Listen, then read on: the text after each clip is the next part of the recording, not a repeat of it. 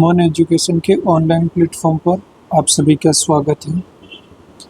जैसा कि आपको पता है 5 अप्रैल को एसआई का पेपर होने जा रहा है। 5 अप्रैल को जो एसआई का पेपर होगा उस पेपर में आपको 2 चीज़ें पूछी जाएगी। पहला पेपर जो होगा वो होगा हिंदी का, दूसरा पेपर वो होगा जीके एंड जीएस का। ये 2 पेपर हैं। इन 2 पेपर में जीके एंड जीएस की बात करोगे तो इंडियन जीके, राजस्थान जीके और सबसे इम्पोर्टेंट चीज़ आती है करंट अफेयर्स की। क्या? करंट अफेयर्स की। करंट अफेयर्स की जब हम बात करते हैं तो हमारे पास में सबसे फेमस और रिलायबल सोर्स जिस पे हम भरोसा कर सकते हैं, उस स्रोत की जब हम बात करते हैं तब बात आती है अंतर्राष्ट्रीय क्रोनोलॉजी की। हमें अंतर्राष्ट्रीय क्रोनोलॉजी ही क्यों पढ़नी चाहिए? क्या इसका कोई रिप्लेसमेंट है? तो अभी जैसा कि आप सभी को पता है कि प्रत्येक संस्था द्वारा, प्रत्येक व्यक्ति द्वारा, प्रत्येक ऑनलाइन ट्यूटर द्वारा, प्रत्येक यूट्यूबर द्वारा अपनी अपनी मैगज़ीन निकाली जा रही है जिसमें से दावे पेश किए जा रहे हैं कि इतने प्रश्न जो है हमारे कंटेंट में से आए, इतने प्रश्न हमारे कंटेंट में से आए। तो हम ज़्यादा कोई बात नहीं करेंगे, हम एक ही बात करेंगे कि हम जुलाई से शुरू कर रहे हैं करंट को, और वो करंट हम पढ़ेंगे सिर्फ और सिर्फ क्रोनोलॉजी से। और वो भी कौन सी? अंतर्राष्ट्रीय क्रोनोलॉजी में भी 2 क्रोनोलॉजी आपको फॉलो करनी है। एक तो इंटरनेशनल क्रोनोलॉजी और एक राजस्थान स्पेसिफिक विशेषांक आता है उसे।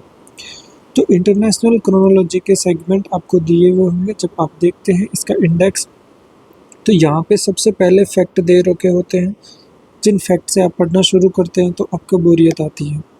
तो हम यहाँ से नहीं पढ़ के इस पेज को छोड़ के, इस टॉपिक को छोड़ के हम अंतर्राष्ट्रीय परिदृश्य की बात करेंगे, इंटरनेशनल करंट की बात करेंगे।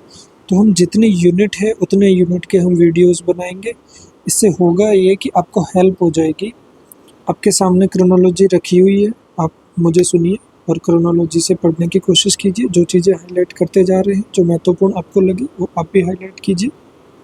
यहाँ से अपने को कहीं ना कहीं डायरेक्ट प्रश्न जो है देखने को मिलते हैं।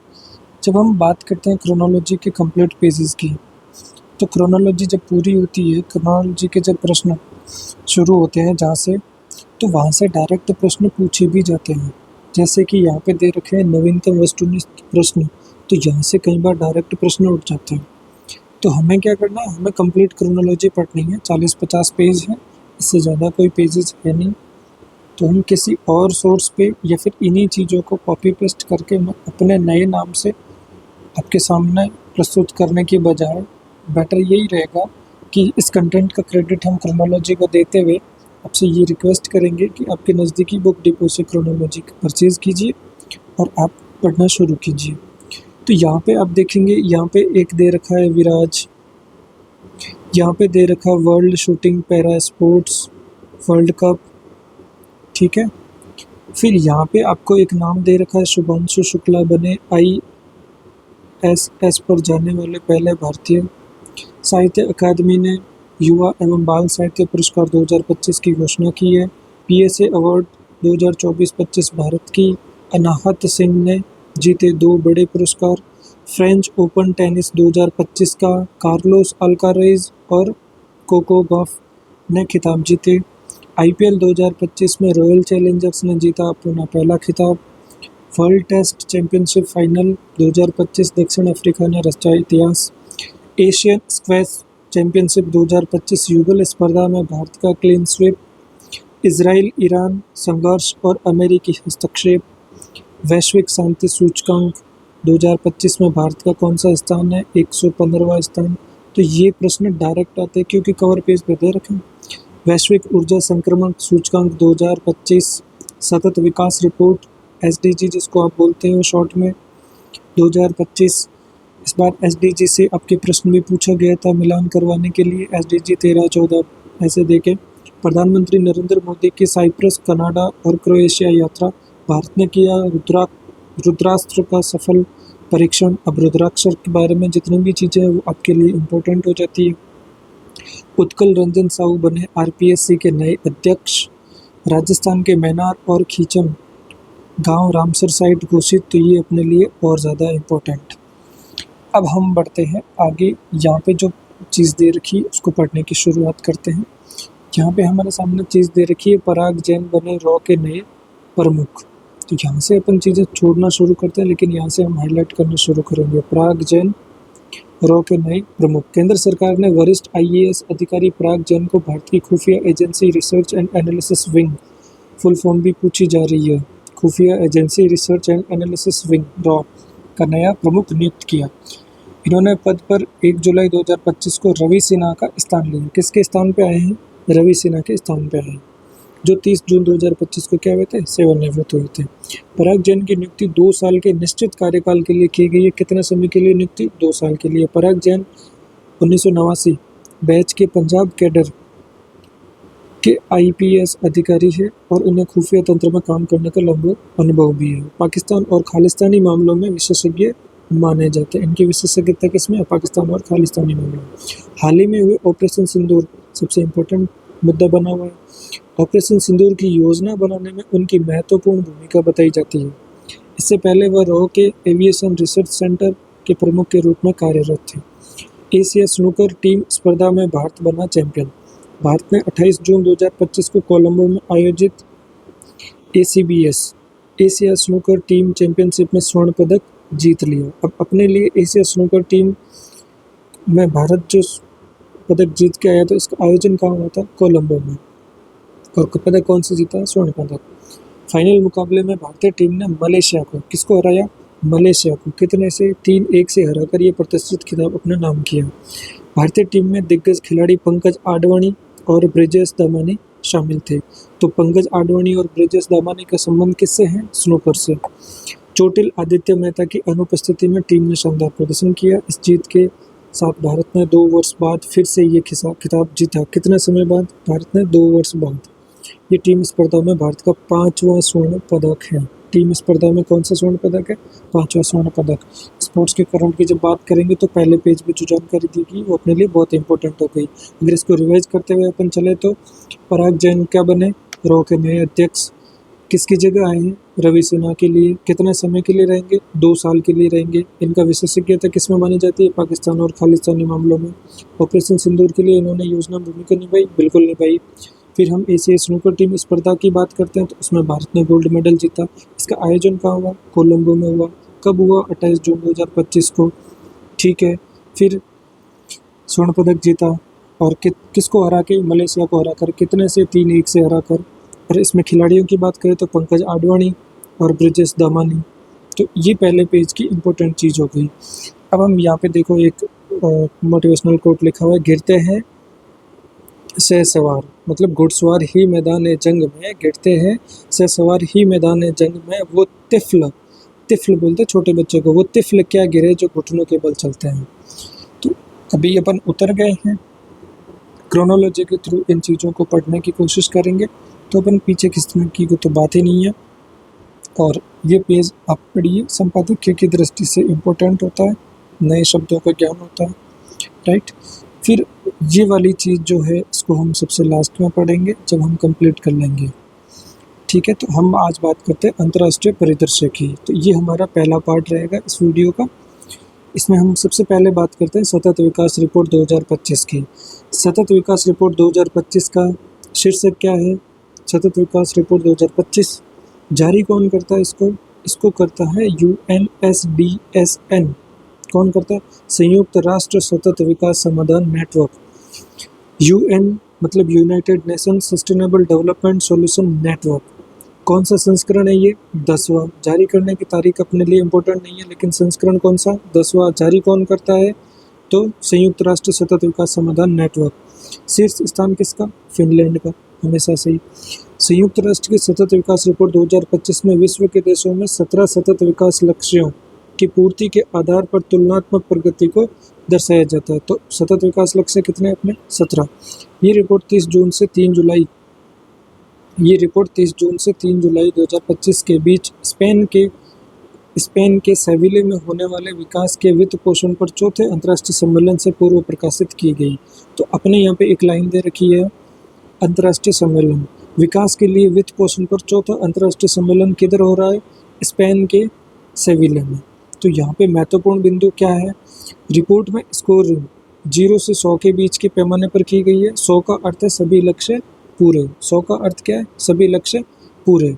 तो यहाँ से अपन एक चीज़ निकाल लेते हैं, 100 बराबर सभी पूर्ण, सभी लक्ष्य पूर्ण। सभी लक्ष्य कितने हैं? 17 के 17। फिर हम बात करते हैं आगे। फिर हम जब आगे बात करते हैं, रिपोर्ट के अनुसार वैश्विक स्तर पर एसडीजी की प्रगति ठहर गई है और वर्ष 2030 तक केवल 17% लक्ष्यों के पूरे होने की संभावनाएं जताई गई है। फिर हम बात करते हैं यूरोपीय देशों, विशेषकर नॉर्डिक राष्ट्रों ने शीर्ष 20 में दबदबा बनाए रखा है। 19 देश है यूरोप से। G20 में ब्राज़ील 25वां स्थान, OECD में चिली 7वां स्थान, और जो कि OECD में सर्वोच्च है ब्राज़ील। ठीक है। पूर्व में दक्षिण एशिया ने 2015 के बाद से सबसे तेज़ प्रगति दर्ज की है। शीर्ष प्रगति करने वाले देशों में नेपाल है जो +11 पॉइंट से चल रहा है, कंबोडिया है जो +10 से चल रहा है, फिलीपींस है जो 8.6 के साथ चल रहा है, बांग्लादेश 8.3 और मंगोलिया 7.7। फिर सूचकांक में शीर्षस्थ राष्ट्रों की जब हम बात करते हैं तो फिनलैंड है। ठीक है। फिर हम फिनलैंड की बात करें तो फिनलैंड के स्कोर की बात करें तो 87.02, स्वीडन, फिर डेनमार्क। तो इनकी जब हम बात कर ले, टॉप 4 की जब बात करें, फिनलैंड, स्वीडन, डेनमार्क और जर्मनी। और इस रिपोर्ट में क्या दे रखा है? मेन चीज़ अपने लिए है भारत की स्थिति। तो भारत की क्या स्थिति है, भारत किधर क्या स्टैंड कर रहा है, तो अभी हम देखते हैं इसमें भारत की स्थिति के बारे में। संयुक्त राष्ट्र की सतत विकास रिपोर्ट 2025 में भारत 66.95 अंकों के साथ 99वां स्थान प्राप्त हुआ है। भारत को कौन सा स्थान प्राप्त हुआ है? तो हम आप यहीं पे बना के रख लीजिए, 99वां स्थान अपना है। और अपने अंक की अगर हम बात करें तो अपने को अंक मिले हैं 66.95। तो ये अपने लिए सबसे काम की बात हो गई। ये पहली बार है जब भारत ने एसडीजी रैंकिंग में शीर्ष 100 में स्थान बनाया, तो ये लाइन अपने लिए बहुत इंपॉर्टेंट हो चुकी है कथन के रूप में। भारत की पिछली रैंकिंग की अगर हम बात करें तो 109 से 99 आया है 10 अंक की ग्रोथ के साथ में। उससे पहले 112, उससे पहले 121। भारत की ये प्रगति एसडीजी लक्ष्यों की दिशा में सुधार और सामाजिक आर्थिक योजनाओं के प्रभाव को दर्शाती है। सूचकांक में भारत के पड़ोसी देशों की स्थिति, तो एसडीजी में अपने अलावा चाइना कौन से रैंक पे है? 49 पे, भूटान 74 पे, नेपाल 85 पे, श्रीलंका 93 पे, बांग्लादेश 114 भारत से पीछे है, म्यांमार भारत से पीछे है, पाकिस्तान भारत से पीछे है, अफ़गानिस्तान भारत से पीछे है। लेकिन भारत से पीछे कंट्री कौन कौन सी है? तो उसकी बात करें, बांग्लादेश, म्यांमार, पाकिस्तान, अफ़गानिस्तान। लेकिन श्रीलंका भारत से आगे है। भूटान, नेपाल और चीन ये क्या है? ये भारत से आगे है। फिर आता है वैश्विक ऊर्जा संक्रमण सूचकांक। कौन सा सूचकांक? वैश्विक ऊर्जा संक्रमण सूचकांक। तो इसके सूचकांक का नाम देख लेते हैं। वैश्विक ऊर्जा संक्रमण सूचकांक हो गया, जारी कौन करता है? विश्व आर्थिक मंच। कौन करता है? World economic forum, WEF। तो ये सबसे इम्पोर्टेंट बात होगी इसके लिए। फिर शीर्ष पे कौन है? स्वीडन। और उधर कौन है शीर्ष पे एसडीजी में? फिनलैंड। इधर देखो, ये रहा फिनलैंड, ये टॉप पे फिनलैंड है। फिनलैंड किस में है टॉप पे? किस में टॉप पे? सतत विकास रिपोर्ट में फिनलैंड टॉप पे है। लेकिन वैश्विक ऊर्जा संक्रमण सूचकांक में कौन है टॉप पे? स्वीडन। निम्नतम स्थान पे कौन है? कांगो रिपब्लिकन, मतलब 118 देश है इसमें। फिर विश्व आर्थिक मंच की अगर बात करें तो हाल ही में अपनी report fostering effective energy transition 2025 के अंतर्गत वैश्विक ऊर्जा संक्रमण सूचकांक ETI जारी किया। मुख्य बिंदुओं की अगर हम इसमें बात करें, काम की बात हमने ले ली, फिर भी इसमें और कुछ है तो देख लेते हैं, नहीं तो हाईलाइट किया हुआ ही पढ़ना रहेगा। सूचकांक में 118 देश है, वो हमें नाम से पता चल ही गया, कांगो का 118वां स्थान है। तो वर्तमान ऊर्जा प्रदर्शन और ऊर्जा संक्रमण की तत्परता के आधार पर किया गया आकलन किसका? वर्तमान ऊर्जा प्रदर्शन और ऊर्जा संक्रमण की तत्परता के आधार पर इनका किया गया आकलन। 2025 में ETI के स्कोर में 1.1% का सुधार दर्ज किया गया है, मतलब सुधार तो हुआ है। जो बीते 3 वर्षों की औसत वृद्धि दर से 2 गुना है। मतलब वृद्धि भी कितनी हुई है? 2 गुनी। कुछ भी पूछा जा सकता है, आरपीएससी अपने छोड़ना कुछ नहीं है। हालांकि ऊर्जा सुरक्षा में ठहराव बना रहा और कार्बन उत्सर्जन रिकॉर्ड स्तर पर पहुंच गया। 65 देशों ने अपने स्कोर में सुधार किया, लेकिन केवल 28% देशों ने सुरक्षा, इक्विटी और स्थिरता तीनों में एक साथ प्रगति की। अमेरिका 17वें स्थान पर है। कितने? 17, 17वें। मजबूत सुरक्षा और स्थिरता के कारण नाइजीरिया ने उल्लेखनीय सुधार किया है। 2016 में 109 स्थान से बढ़कर 61वें पे आ गया। मतलब अपन कौन से रैंक पे आ रहे हैं? इंडिया कौन से रैंक पे आ रहा है? अभी तक इंडिया का जिक्र नहीं किया गया है। अभी इंडिया का जिक्र आ जाएगा तो अपने लिए इम्पोर्टेंट बात हो जाएगी वो। फिर संयुक्त अरब अमीरात, नाइजीरिया का उल्लेख किया इन्होंने। नाइजीरिया कौन से पे है? 61 पे। संयुक्त अरब अमीरात की बात की है तो मध्य पूर्व क्षेत्र में सर्वाधिक प्रगति किसने दर्ज की है? संयुक्त अरब अमीरात ने पूर्व क्षेत्र में सर्वाधिक प्रगति।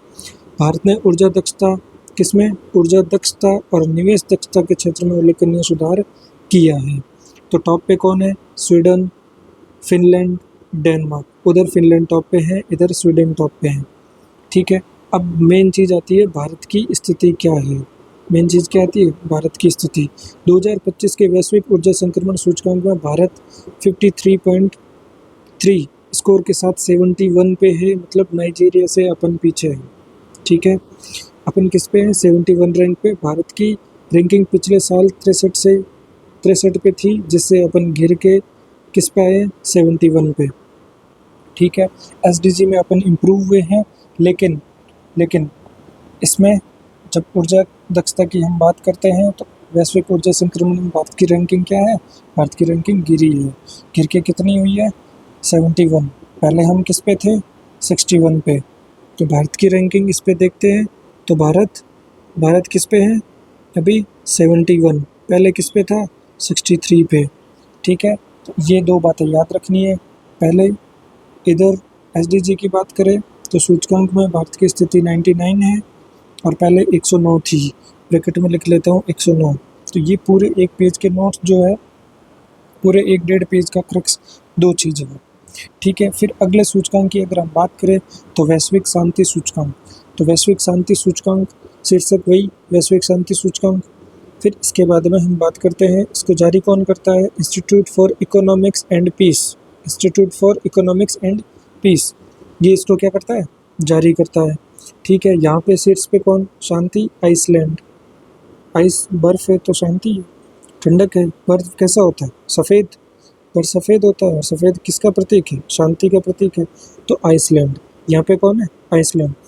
अगले वीडियो में जब हम मिलेंगे तो इनको शॉर्ट नोट्स के रूप में लिखा हुआ लेके आएंगे, फिर अपन आगे बढ़ेंगे। Institute for economic and peace द्वारा जारी, कौन जारी कर रहा है? Institute for economics and peace द्वारा, नाम भी पीस आ रहा है इसमें। ठीक है।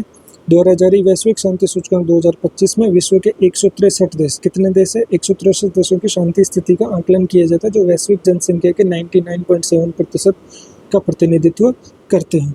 ये सूचकांक कितने संकेतक यूज करता है? 23 पूछा जा सकता है। हमेशा एसडीजी के 17 गोल पूछे जा रहे हैं, लेकिन ये भी पूछा जा सकता है कि 23 संकेतकों के आधार पर 3 क्षेत्रों में शांति को मापता है। तो ये 3 क्षेत्र कौन कौन से हैं? ये अपने लिए इम्पोर्टेंट है। सामाजिक सुरक्षा और संरक्षा, घरेलू एवं अंतर्राष्ट्रीय संघर्ष, फिर सैन्यीकरण की डिग्री। प्रमुख बिंदु की अगर हम इसमें बात करते हैं, institute for economics and peace द्वारा जारी वैश्विक शांति सूचकांक 2025 के अनुसार भू राजनीतिक तनाव और आर्थिक अनिश्चितता के चलते वैश्विक शांति स्तर में 0.36% की गिरावट दर्ज की गई है। वर्ष 2008 से अब तक औसत देश स्कोर 5.4% की गिरावट आई हुई है। मतलब आप देख रहे हो डे बाई डे अपनी अशांति बढ़ रही है। हालांकि 74 देशों ने अपनी शांति स्थिति में सुधार किया है। आइसलैंड वर्ष 2008 से लगातार विश्व का सबसे शांतिपूर्ण देश बना हुआ है। आइसलैंड क्या बना हुआ है? 2008 से शांतिपूर्ण देश बना हुआ है। वही मध्य पूर्व और उत्तरी अफ्रीका, किसकी बात की जा रही? मैना, मतलब middle east and north Africa. मध्य पूर्व और उत्तरी अफ्रीका क्षेत्र लगातार 10वें वर्ष सबसे कम शांतिपूर्ण क्षेत्र बना हुआ है। 2025 के सूचकांक में रूस 2 स्थान से गिरकर 163वें, मतलब अंतिम पे चल रहा है। रूस किधर चल रहा है? अंतिम पे चल रहा है। जबकि यूक्रेन 162वें स्थान पर है। आप सोचोगे यूक्रेन होगा, लेकिन नहीं, रूस है अंतिम और सेकंड लास्ट है यूक्रेन। तो यहाँ पे जब टॉप कंट्री की बात की जाती है तो आइसलैंड चल रहा है। आइसलैंड कितने पे चल रहा है? आइसलैंड चल रहा है फर्स्ट पे। फर्स्ट पे कौन चल रहा है? आइसलैंड चल रहा है। फिर आयरलैंड और फिर न्यूजीलैंड। लैंड वाली चीज़ें आइसलैंड, आयरलैंड, न्यूजीलैंड, उसके बीच ऑस्ट्रिया, फिर स्विट्जरलैंड। ठीक है, ये देश चल रहे हैं। अब सबसे मेन बात तो अपने भारत की चल ही रही है, हालांकि अंतर्राष्ट्रीय दृष्टि से भी ध्यान में रखना है अपने को और भारत की भी ध्यान में रखना है। तो हम अगली बार ऐसे टेबल बना के लाएंगे, टॉप पे कौन है, भारत किधर है, पहले क्या रैंक थी, राइट, तो लास्ट में कौन है और कौन जारी करता है। भारत 2.229 के जीपीआई स्कोर के साथ विश्व स्तर पर 115वें स्थान पर है।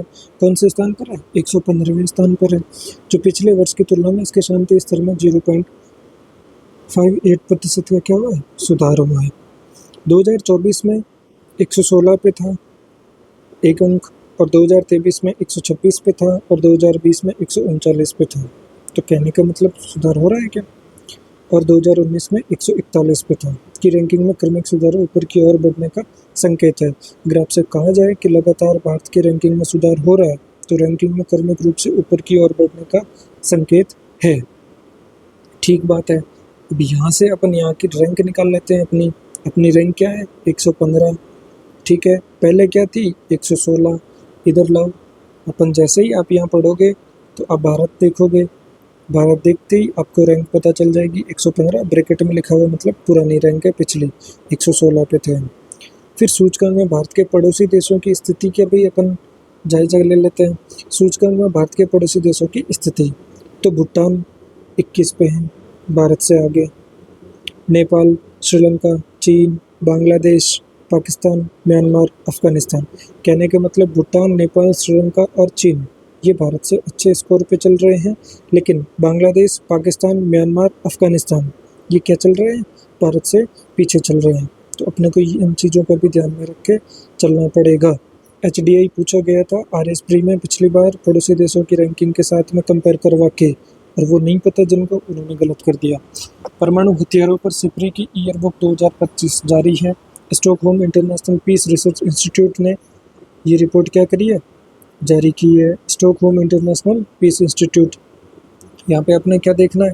सिप्री ईयरबुक 2025 में प्रकाशित की है, जो परमाणु हथियारों पर विशेष चिंता जताई इन्होंने।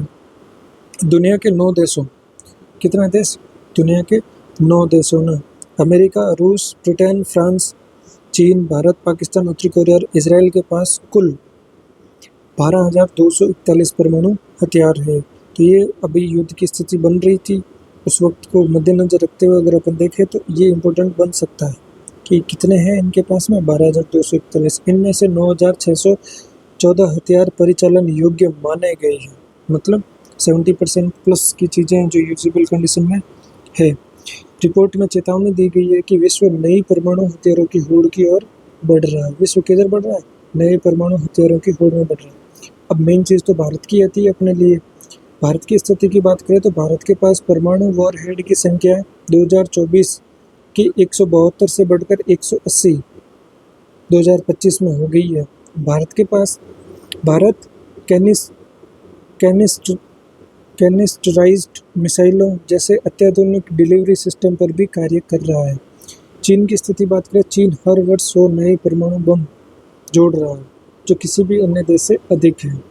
तो यहाँ पे स्थिति देखो आप, तैनात आयुधों में सबसे आगे चल रहा है अमेरिका 1770, फिर रूस 1718, बड़ी महाशक्तियाँ हैं जो बराबर चल रही है ऑलमोस्ट। फिर बात करते हैं हम यूके की, फिर बात करते हैं फ्रांस की, फिर चीन, और भारत में 0। भारत में संग्रहित आयुध कितने? 180, और कुल आयुध भी कितने? 180। विश्व में तेज बड़ी मुस्लिम आबादी, प्यू रिसर्च सेंटर रिपोर्ट, इतनी कोई विशेष इम्पोर्टेंट नहीं है अपने लिए, ठीक है, तो इसको हटाओ आप, ये सिर्फ और सिर्फ ठीक है कास्टिज्म रिलीजन के आधार पर चीज़ें करने में काम की आती है, बाकी अपने इनसे कोई विशेष लेना देना है नहीं।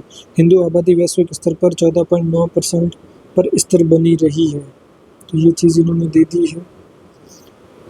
बाकी यहाँ पे अपने लिए कोई काम की चीज़ है नहीं इसमें। प्रधानमंत्री नरेंद्र मोदी की साइप्रस, कनाडा और क्रोएशिया यात्रा, यहाँ पे कोई चीज़ उन्होंने कर दी है क्या नहीं है, तो वो देख लेते हैं।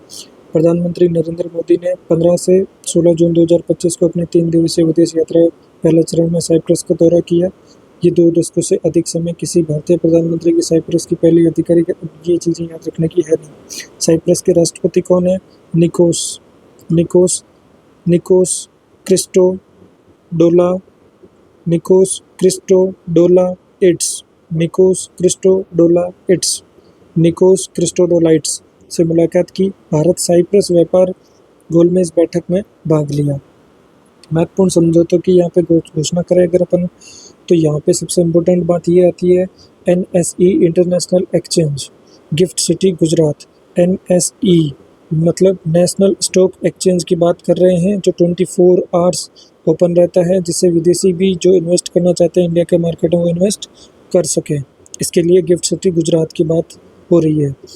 तो यहाँ पे क्या बात हो रही है? NSE international exchange, gift city Gujarat और साइप्रस स्टॉक एक्सचेंज के बीच MOU पर हस्ताक्षर हुए, जिससे दोनों देशों की कंपनियां एक दूसरे के स्टॉक एक्सचेंज सूचीबद्ध हो सकेगी, अपनी साइप्रस में, साइप्रस की कंपनी इंडिया में। फिर हम बात करते हैं NPCI international payments limited, NIPL। क्या? NPCI international payments limited, NIPL और यूरो बैंक साइप्रस UPI आधारित सीमा पार भुगतान प्रणाली शुरू करने में सहमति जताई गई है।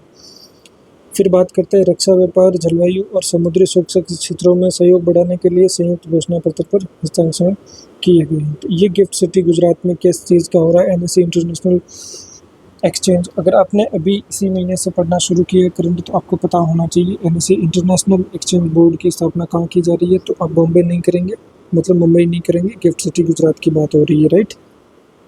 फिर सम्मान की बात कर लो, ये तो ट्रेंड बना हुआ है। साइप्रस प्रवास के दौरान प्रधानमंत्री मोदी को साइप्रस के राष्ट्रपति निकोस क्रिस्टोडोलिडेस ने साइप्रस के सम्मान grand cross of the order of Makarios III, तो इससे क्या किया? सम्मानित किया है। तो ये कहाँ का है? ये साइप्रस का है। किधर का है? साइप्रस का सम्मान है, ठीक है।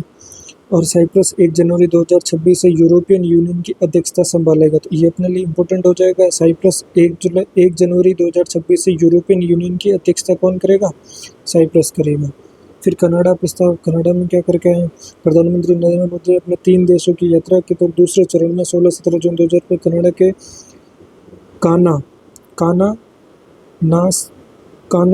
कानान्स्किस में आयोजित G7 शिखर सम्मेलन में भाग लिया।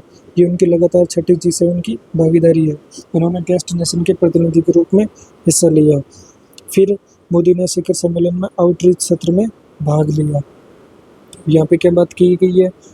और ऊर्जा सुरक्षा, बदलती दुनिया में पहुंच और सामर्थ्य सुरक्षित करने के लिए विविधीकरण, प्रौद्योगिकी और बुनियादी ढांचा विषय पर विचार व्यक्त किए।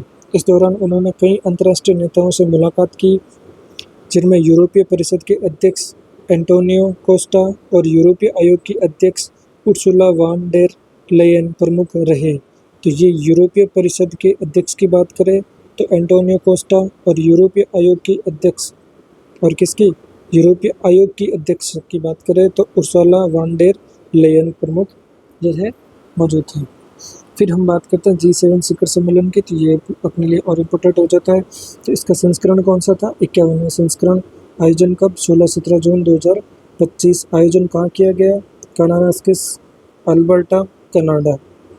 सम्मिलित सदस्य कौन कौन थे? तो यहाँ पे Canada, France, Germany, Italy, Japan, UK, America और यूरोपियन नेशन। आमंत्रित देशों में भारत, ऑस्ट्रेलिया, मेक्सिको, ब्राज़ील, दक्षिण अफ्रीका, दक्षिण कोरिया और यूक्रेन।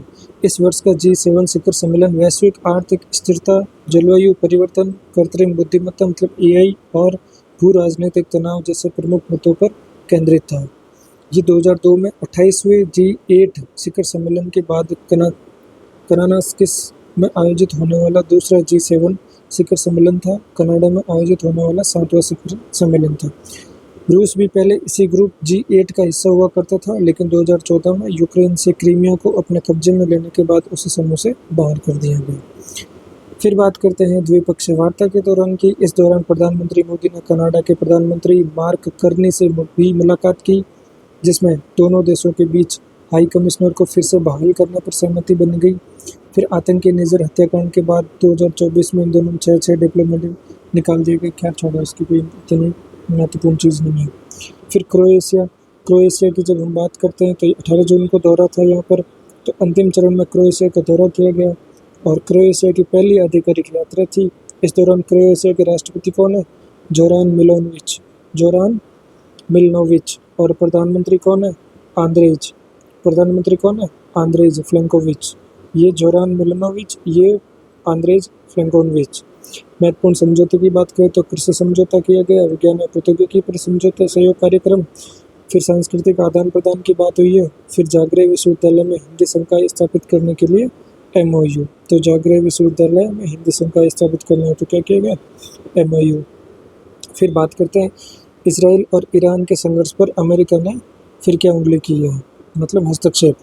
इसराइल और ईरान के मध्य लंबे समय से चला आ रहा तनाव उस समय चरम पर पहुंच गया जब इसराइल ने ईरान के परमाणु और सैन्य स्थलों पर 13 जून 2025 को हवाई हमले शुरू कर दिए।